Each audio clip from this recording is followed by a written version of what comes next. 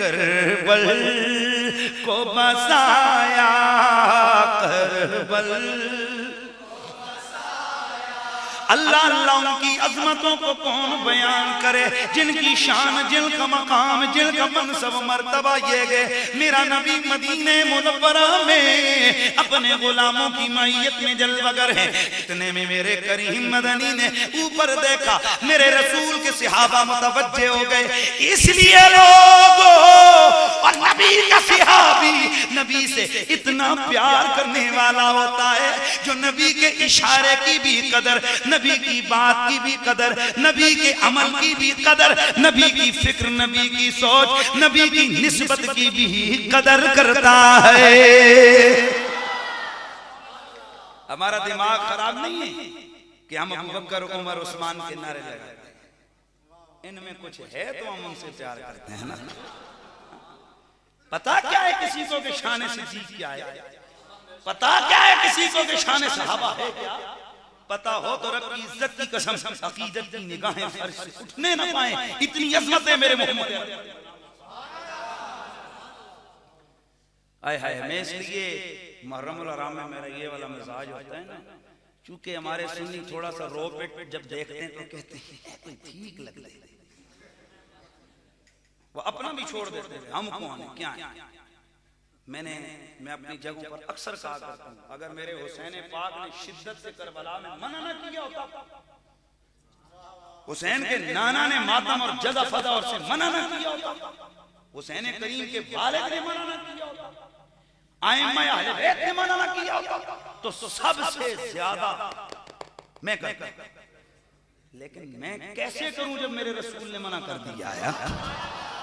हम किसी से तनकीद नहीं करते, हम किसी के, लेकिन अपना आपको समझा रहे हैं कि हम ये काम क्यों नहीं करते कि हमें हमारे नबी ने मना किया, अली ने मना किया है, हुसैन ने, मौला पाक ने हमें क्या किया है, मना किया। तो मैं अर्ज कर रहा था, वो हदीस अभी सुनाऊंगा कि सहाबा के मजमे में रसूलुल्लाह तशरीफ फरमाए, ऊपर देखा, लेकिन इससे पहले मैंने एक लफ्ज उठाया था कि सहाबा नबी की हर निस्बत से क्या करते थे, उसकी बय्यन दलील तिरमिज़ी और इसके अलावा मिशकात शरीफ के अंदर भी हदीस मौजूद है कि मेरे मुस्तफा के एक गुलाम थे हजरत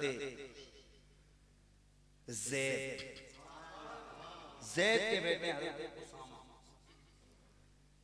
हजरत उसामा, हजरत ज़ैद के बेटे, और हजरत उसामा से मेरे रसूलुल्लाह, हजरत ज़ैद से मेरे रसूलुल्लाह प्यार करते थे, और इतना प्यार, और ये प्यार ही तो था ना यार, ये हजरत ज़ैद का भी बड़ा अजीब सा बात।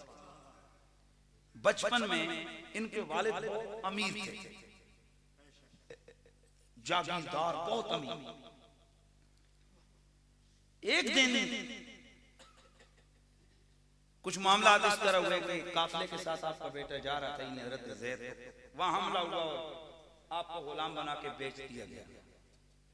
वालिद ने पूरी जिंदगी का सरमाया हजरत ज़ैद को ढूंढने पे लगा दिया। ज़ैद बिकते बिकते बिकते बिकते बिकते मेरे रसूल के आगे बिक गए। बल्कि मैं एक जुमला, ज़ैद बिकते बिकते बिकते बिकते बिलाकर ज़ुल्फ़े मोहम्मद में बिक गए, पूछे मुस्तफा में।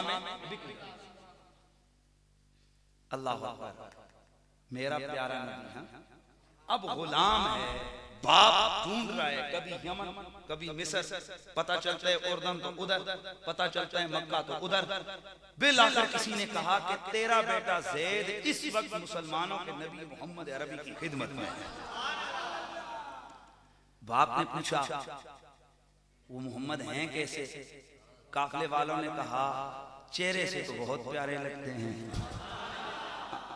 पर हमने कभी पाला पढ़ा नहीं, ये बताते कैसे, पर उनका चेहरा इतना प्यारा है कि दिल करते बंदा देखता ही रहे, आंख उठाए ही ना, इतने सोने। साथ ही बात पूरी नहीं हुई थी कि दूसरा बोला, कहने लगा मेरा पाला भी पड़ा है, करीमों के करीम, शफीकों के शफीक, रहीमों के रहीम, सखियों के सखी।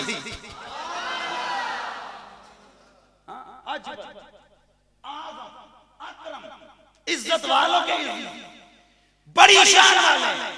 अल्लाह अल्लाह, बाप ने अपनी जिंदगी की सारी पूंजी उठाई, आज़िम सफर हुआ, नबी अकरम की बारगाह में पहुंचा, आके अर्ज किए मोहम्मद आपकी बाबत मैंने सुना है कि आप बड़े शफीक हैं, बड़े करीम हैं, बड़े लजपाल हैं, आपके दरबार से कभी कोई सवाली खाली नहीं गया। ए मोहम्मद मेरा एक सवाल है। मेरे करीम मदनी ने फरमाया बोल क्या कहता है। अर्ज किए मोहम्मद ये जो ज़ैद है ये मेरा बेटा है, ये फितरती बुनियादी तौर पे गुलाम नहीं था, इसको वैसे ही पकड़ के बेचा गया, लेकिन इसके बावजूद चूंकि आपकी खिदमत में है मैं इस पे बहस नहीं करना चाहता कि मैं क्या ये आजाद है या गुलाम है। जितनी रकम आप मांगेंगे मैं देने को तैयार हूं, बस मेरी जिंदगी का सहारा ये है।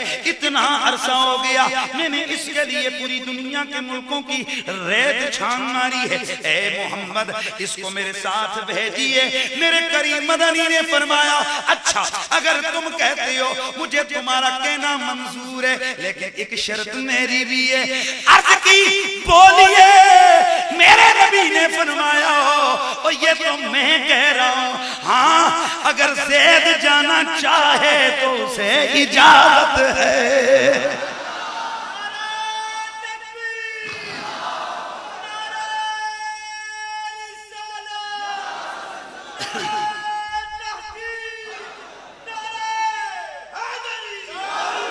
अब तवज्जो फरमाइए, बेटा हो बिक बिक बिक बिक के आया हो, बाप को पता हो कि इलाके का जागीरदार है, अमीर है, खरीदने आया लेने आया है, जरा अपनी जरा फिक्र लेके जा रखो ना। हाय हाय चाहिए तो ये था कि टांगों से लिपट जाता, कहता बाप मुझे लेके जा, कुछ और करता। जनाबे ज़ैद कायम गए हुए थे, वापस आए, कौन है ये? का तेरा बाप। क्यों आए हो? तुम्हें लेने। अल्लाह अकबर। पहले बाप रो रहा था, बेटा रोने लग गया। ए ज़ैद तुम क्यों रो रहे हो? ज़ैद की आंखों से, सैयदना ज़ैद की आंखों से मोटे मोटे आंसू गिर रह गए। हाथ जोड़ के अर्ज करते हैं या रसूल अल्लाह करीम मदनी, ये मेरा बाप जरूर है लेकिन हुजूर मैं बाप छोड़ सकता हूं, मैं आपका साथ नहीं छोड़ सकता। मैं अपने वालिद का साथ छोड़ सकता हूँ या रसूल अल्लाह आपको नहीं छोड़ सकता। क्योंकि मायदा ये हुआ था कि बेटा अगर मानेगा तो मैं भेजूंगा। सुक्के मुकर गए, कहने लगे मैं नहीं जाता। आए हाय जो उनके कर्म से वाबस्ता हुआ वो ये गाना हो गया। दुनिया उसकी हो गई, उसका जमाना। बल्कि मैं दिल करता है कि जरा अल्लाह ने आवाज दी है तो उसका हक अदा करें। पढ़ लेते हैं। दामने महबूब से वाबस्ता हुआ जो यगाना हो गया, दामने महबूब से वाबस्ता हुआ वो यगाना हो गया, दुनिया उसकी हो गई, उसका जमाना हो गया।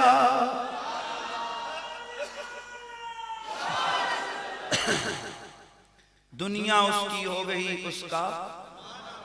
तो ये ज़ैद हैं, इनका नाम है ज़ैद बिन मोहम्मद, क्योंकि सरकार ने इनको मुंह वाला बेटा बनाया था। और ये वही ज़ैद हैं कि पूरे कुरान में नबी के सिर्फ एक सहाबी का नाम आया है और वो नाम सैयदना ज़ैद है। एक सहाबी का नाम है और वो नाम किसका है? ज़ैद। तो इनका लक़ब था महबूब रसूल, सरकार का प्यारा, हुजूर से प्यार करते हैं। आओ जरा बताता हूँ सहाबा का अंदाज़े फिक्र क्या। एक दिन उसामा बिन ज़ैद गए, हजरत अब्दुल्ला बिन उमर भी थे।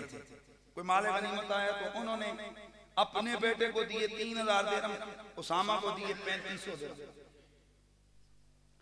बेटे खड़े हो किया या अमीरुल मोमिनीन अब्बा जान, ये मुझसे उम्र में छोटा है, मैं इससे ज्यादा जिहाद में गया हूँ, बाकी मामलात हुए हैं, इसको 3500 और मुझे 3000 दे रहा।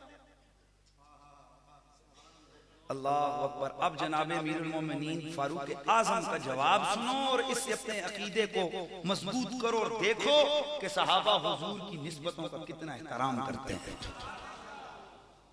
हजरत सैयदना फारूक आजम रज़ियल्लाहु ताला अन्हु आपने फरमाया तू तो मेरा बेटा है ना, पर पता है ये कौन है? ये नबी के महबूब का बेटा है।